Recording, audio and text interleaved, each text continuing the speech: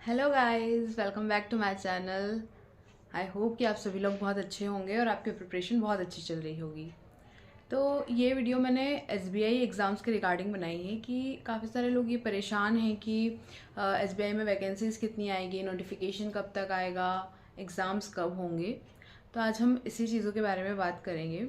However मैं ये मानती हूँ कि आपको नोटिफिकेशन का वेट नहीं करना चाहिए अपने प्रिपरेशन स्टार्ट करने के लिए, क्योंकि हम सभी को पता है कि बैंकिंग एग्ज़ाम्स जो हैं उसमें अच्छे तरह से एग्ज़ाम होती है, इतना डिले नहीं होता है। अभी हमने 2026 की जो एग्ज़ाम्स थी, 25-26 की जो एग्ज़ाम्स थी, उसमें भी देखा कि हमने एसबीआई आईबीपीएस ने बहुत अच्छी तरह से एग्ज़ाम्स कंडक्ट कराए हैं। किसी को इतनी प्रॉब्लम्स नहीं हुई है जिस हिसाब से गवर्नमेंट एग्ज़ाम्स में अभी चल रहा है कि बहुत ज़्यादा डिले हो रही है एग्ज़ाम्स। तो ऐसा बैंकिंग में बिल्कुल नहीं होता है।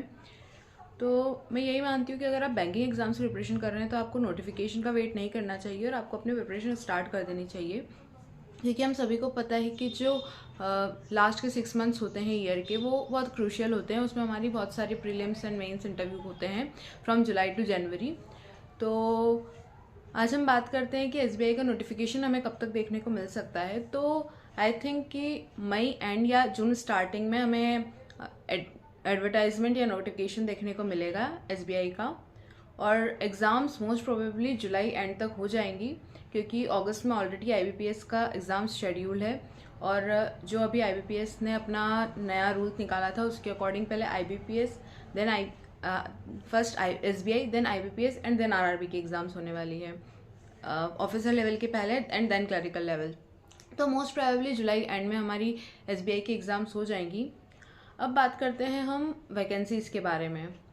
तो मैं यही बोलूँगी कि वैकेंसीज से आप इतना ज़्यादा होप मत रखो, क्योंकि लास्ट 2 एग्ज़ाम से 500 to 600 वैकेंसी आ रही हैं, और इस बार भी अप्रॉक्स 600 वैकेंसी ही एक्सपेक्टेड है एसबीआई पीओ के लिए।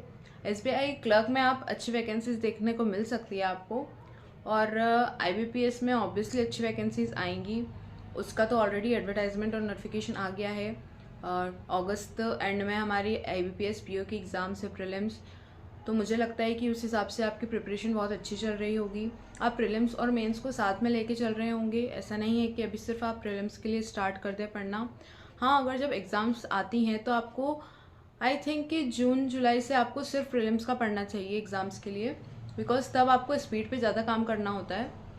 बट अभी आप मेंस को फोकस लेके चल सकते हो, और जीए भी साथ साथ में कवर करते रहना, क्योंकि आई थिंक कि बाद में आपको जब मेंस का आपका प्रीलिम्स क्लियर हो जाता है उसके बाद अपने को समझ नहीं आता है कि हमें जीए कैसे कवर करना है, और हमें बहुत प्रेशर आ जाता है। तो अभी से अगर आप डेली करंट अफेयर्स पढ़ते रहोगे तो उस टाइम आपको सिर्फ मंथली और वीकली सीए रिवाइज करना होगा। तो उस टाइम ये चीज़ आपके लिए बहुत ईजी हो जाती है और आप रीजनिंग, मैथ्स और इंग्लिश पे ज़्यादा फोकस कर पाते हो। तो यही है कि हमें एक्सपेक्टेड तो यही है कि जुलाई में हमारी एसबीआई पीओ की एग्ज़ाम होगी, और मई एंड या जुलाई जून स्टार्टिंग में हमें नोटिफिकेशन देखने को मिलेगा।